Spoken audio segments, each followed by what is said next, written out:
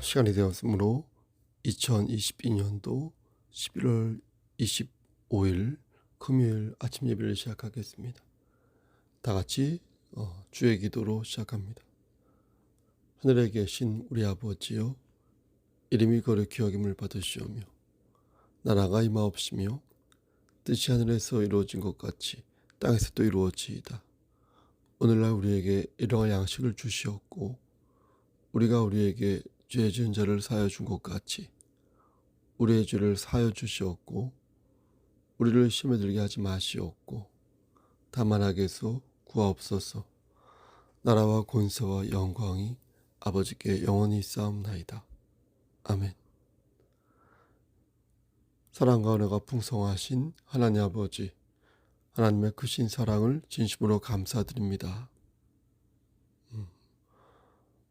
오늘도 우리에게 새로운 하루를 허락하셔서 예배로 하루를 열 수 있도록 도와주시는 애 감사합니다.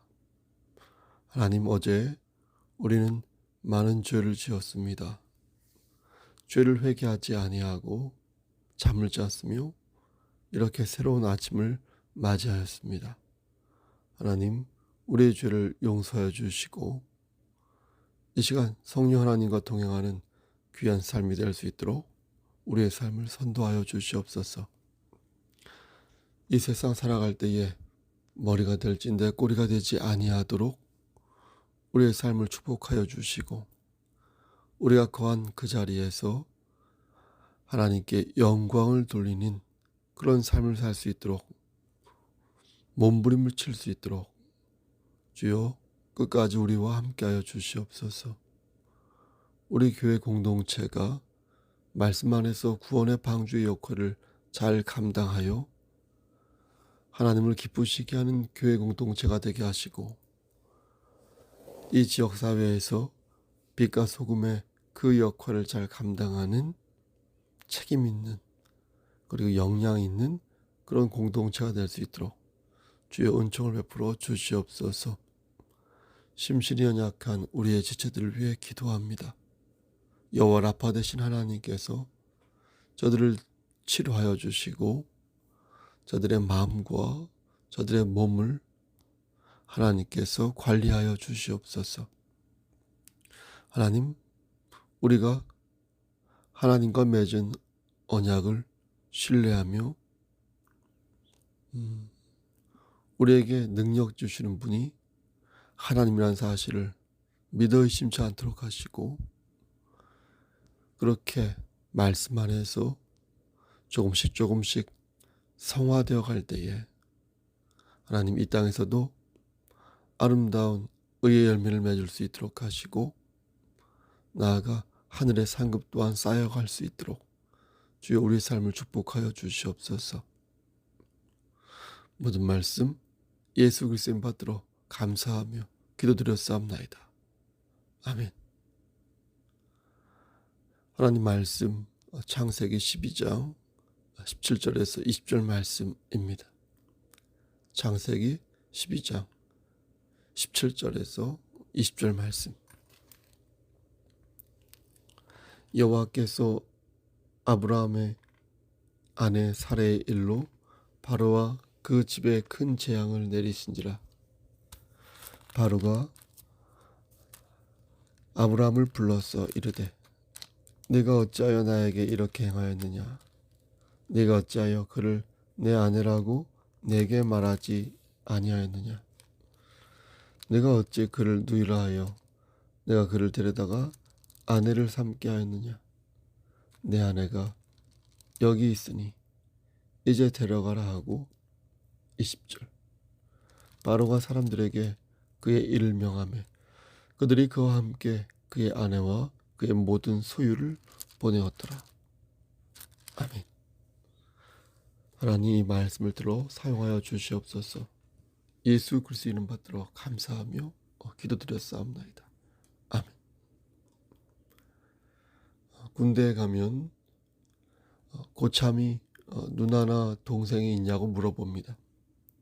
그 의도를 알기에 어떻게 말해야 할까 준비를 하는데, 너무 과장해서 말하면 들러붙을 것 같아서 피곤할 것 같고, 여전히 너무 야박하게 말하면 그 또한 피곤할 것 같아서 적절하게 둘러대고 맙니다. 이렇게 하면 대충 끝이 나는데 가끔 병적으로 집착을 하는 그런 고참이 있어서 그때는 사진도 보여줘야 하고 있는 남자 친구도 없는 것 같다고 말을 해야 할 때가 있습니다. 그러다가 공경에 빠지게 되는데요. 그 병적인 고참이 누이를 소개시켜달라고 말할 때입니다. 휴가는 다가오는데 약속은 했고 휴가를 취소하고 싶어도 마땅한 이유가 없으니 상당히 괴롭고 피곤한 것입니다. 만약 처음부터 사실대로 말했다면 이런 일이 생기지 않았을 텐데 공연히 꾀를 부려서 곤경에 처하게 되었으니 누님에게 미안하고 또 내 자신이 한심해 보이기도 하는 것입니다. 아브라함도 이와 비슷한 상황에 놓여 있었습니다. 이집트 왕을 파라오라고 부르는데 성경에서는 이를 옛날식 표기로 바로라고 표기합니다. 이집트의 왕 바로는 당시 어마어마한 권력을 가지고 있었습니다. 사람들은 그를 왕으로만 생각하지 않고 종교적으로 신성한 존재라고 생각했습니다. 파라오라는 말 자체가 페르오라고 하여서 성스러운 권자를 뜻합니다. 그러니까 당시 바로의 위치는 우리가 생각하는 보통으로의 왕이 아닌 신격으로의 왕이었던 것입니다. 하나님께서 아브라함을 세우시고 그에게 큰 민족을 이루시겠다고 약속하셨습니다. 그러면서 아브라함에게 가나안 땅으로 가라고 명령하셨는데 아브라함은 그 말씀에 순종하여 고향을 등지고 가나안 땅으로 떠나게 됩니다. 하나님께서는 그런 아브라함을 향하여 아브라함에게 복을 내리시는데 그 복은 단지 아브라함에게만 내리시는 복이 아니라 아브라함의 후손들 모두에게 내리시는 복이었습니다. 오늘 본문 앞절인 2절 말씀을 보면 그 복의 내용이 나와 있는데요. 이 말씀이 왜 중요하냐면 이 복은 곧 우리가 받을 복이기 때문에 그렇습니다. 왜냐하면 우리 역시 아브라함의 후손이기에 이 복을 받는 대상에 해당하는 것입니다. 그러니까 유산을 받을 때 그 상속의 대상이 된다는 것입니다.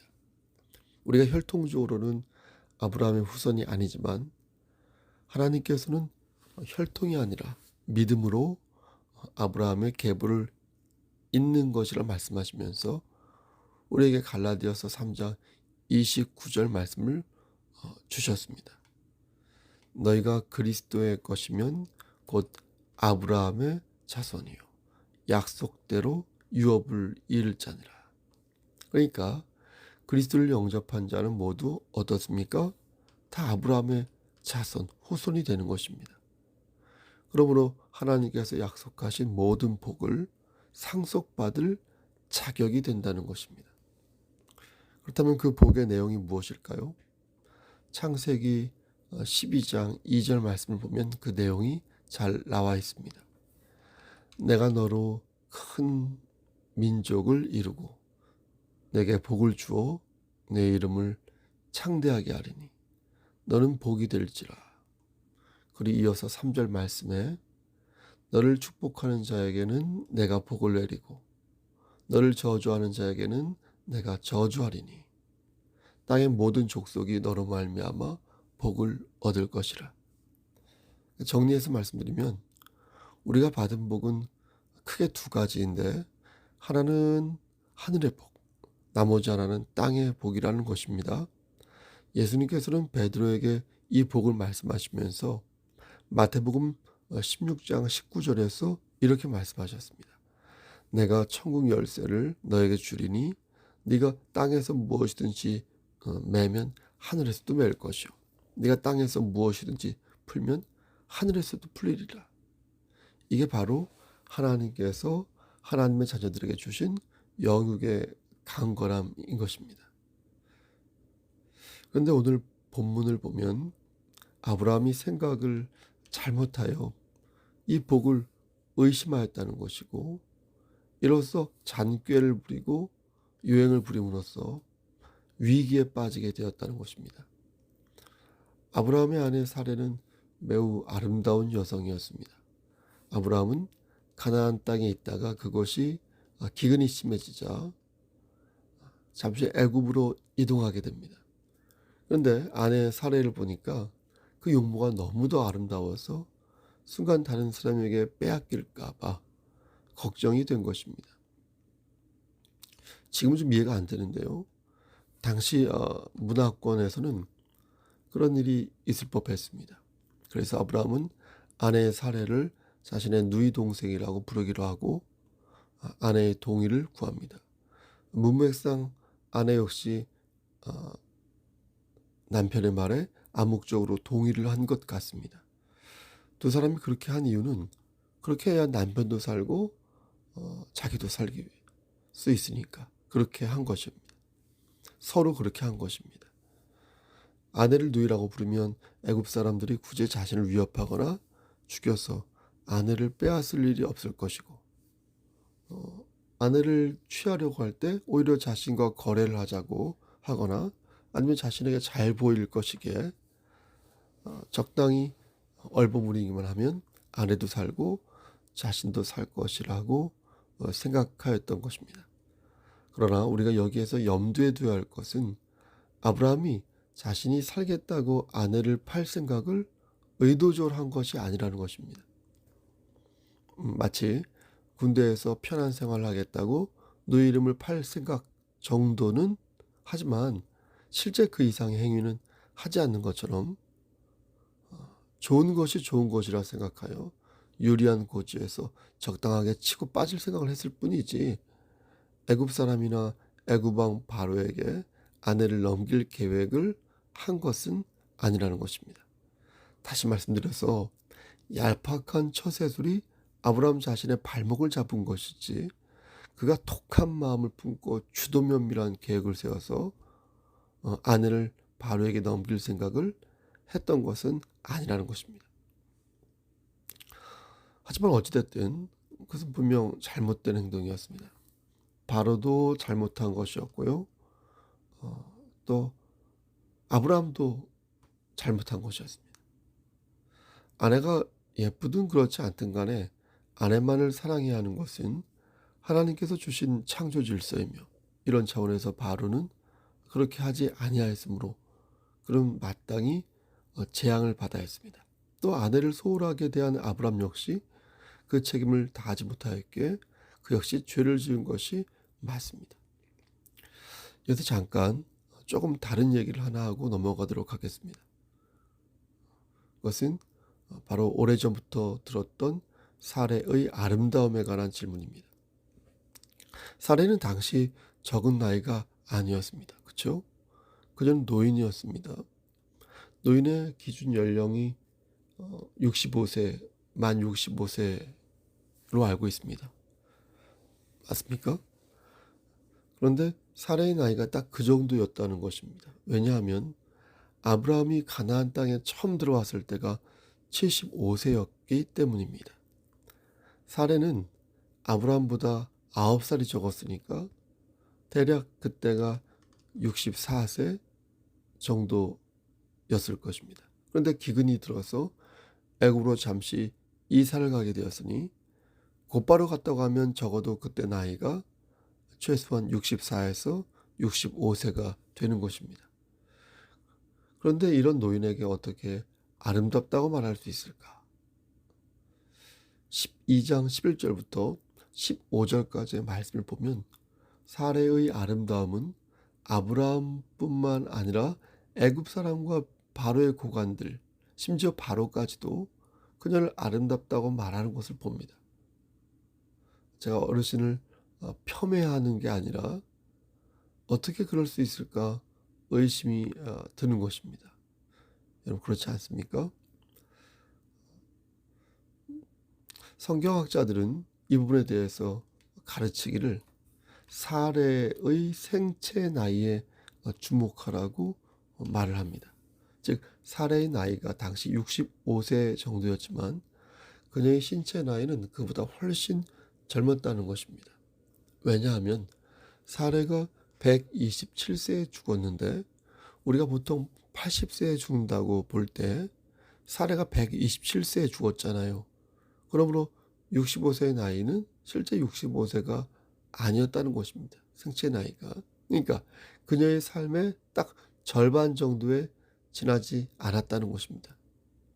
127세에 죽었으니까 65세면 절반 정도 되겠죠. 다시 말씀드려서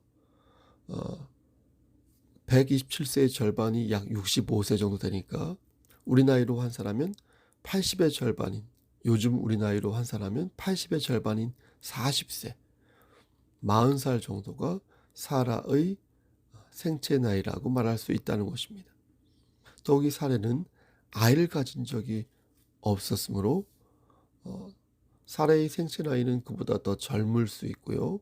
또 그 위에 이렇게 원숭미까지 더해져서 충분히 아름다운 여성으로 보일 수 있다는 것입니다. 이건 제 생각이 아니라 성경학자들이 말하는 일반적인 주장입니다. 어찌됐든 아브라함은 자신의 아내 사례를 동생이라 말하였고 그래서 짐짓 위기에서부터 벗어난 것처럼 보였습니다. 성경에 나와 있지 않지만 아마 아브라함은 땅을 치며 통곡을 하였을 것입니다. 하지만 바로가 사례의 정체를 알게 되었고요. 바로는 아브라함에게 네가 어찌하여 나에게 이렇게 행하였냐? 네가 어찌하여 그를 너의 아내라고 말하지 아니하였느냐? 라고 말하며 아내를 도로 데려가라고 말을 합니다. 성경에는 바로에게 어떤 재앙이 닥쳤는지 자세히 말씀해주고 있지 않습니다. 그렇죠? 하지만 무소불위의 바로가 아브라함을 건드리지 않고 순순히 사례를 돌려보냈다? 이것은 그가 받은 재앙이 매우 크고 묵직했다. 혹은 무서웠다. 라는 것을 충분히 예상해 볼 수 있는 것입니다. 아브라함은 다시 아내를 되찾게 되었고요. 이로써 극한 위기를 모면하게 됩니다. 사랑하는 성도 여러분, 그렇다면 오늘 이 말씀이 우리에게 주는 교훈이 무엇이겠습니까? 왜 하나님께서는 이 말씀을 하나님의 말씀으로 남기셔서 우리로 하여금 이렇게 묵상하게 만드시는 걸까요? 현대인이 앓고 있는 병 중에서 불안 증세만큼 심각한 것도 없다고 합니다. 불안감은 정신병원에 있는 분들만 여러분 가지고 있는 그런 증세가 아닙니다. 불안감은 유리창을 깬 어린이부터 죽음을 앞둔 노인까지 모든 사람이 가지고 있는 정신적 장애입니다. 정도의 차이만 있을 뿐이지 누구나 가지고 있는 질환이라는 것입니다. 이러한 불안감을 씻어낼 수 있는 가장 좋은 방법은 확실한 약속이라 하겠습니다. 그렇게 되었으면 좋겠다는 막연한 희망이나 전망이 아니라 확실한 공증에 의해 완전한 약속을 받을 때 이 불안감이 해소될 수 있다는 것입니다. 인간은 그러한 확실한 약속을 할 수가 없으며 자신의 유익을 위해 손바닥 뒤집듯 마음을 바꾸는 인간은 상처를 주었으면 주었지 이러한 약속을 도저히 할 수 없고 행할 수도 없습니다. 신천지 이만희가 하겠습니까? 하나님의 교회 안상홍이가 하겠습니까? 못합니다. 많은 사람이 살아있는 교주와 심지어 죽은 교주에게서 그 약속을 발견하려 하는데 착각이요. 큰 죄가 되는 것입니다. 유한한 존재는 영원한 약속을 할 수 있다 없다? 없다는 것입니다.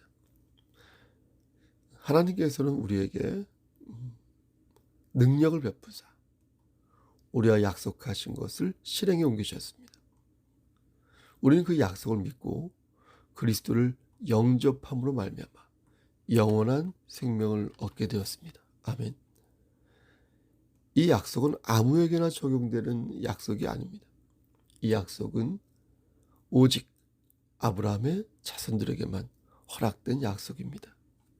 사랑하는 송석교회 성도 여러분, 그러므로 신실하신 하나님을 의지하시기를 소원합니다.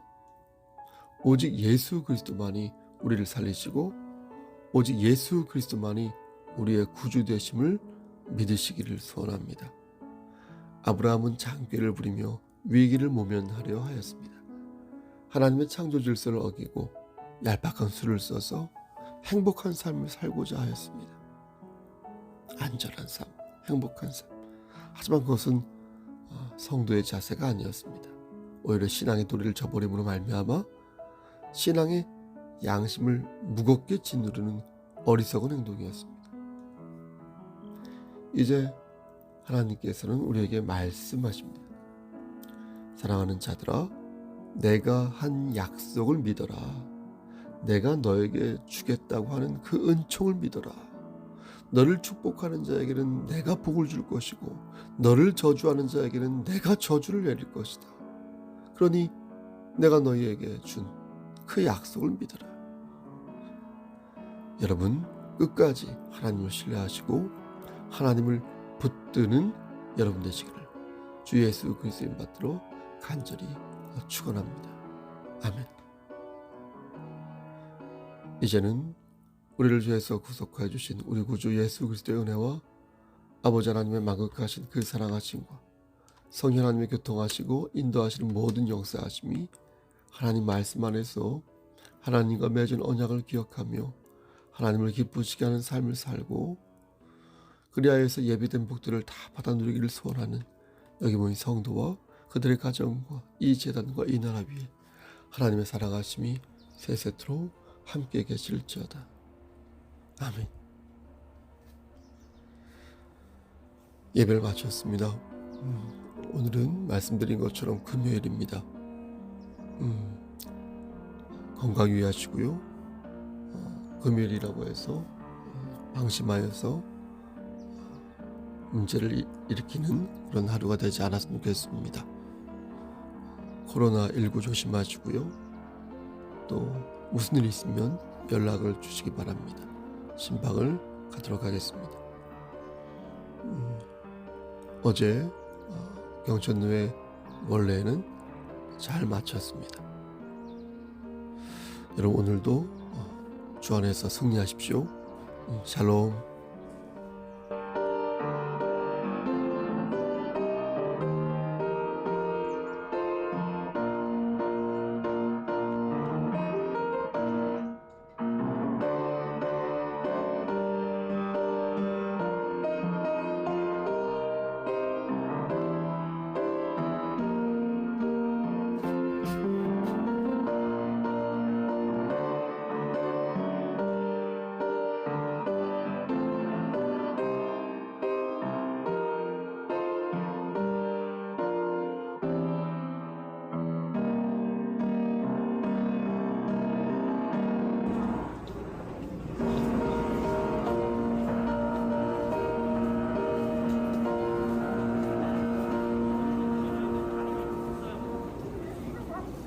엄마.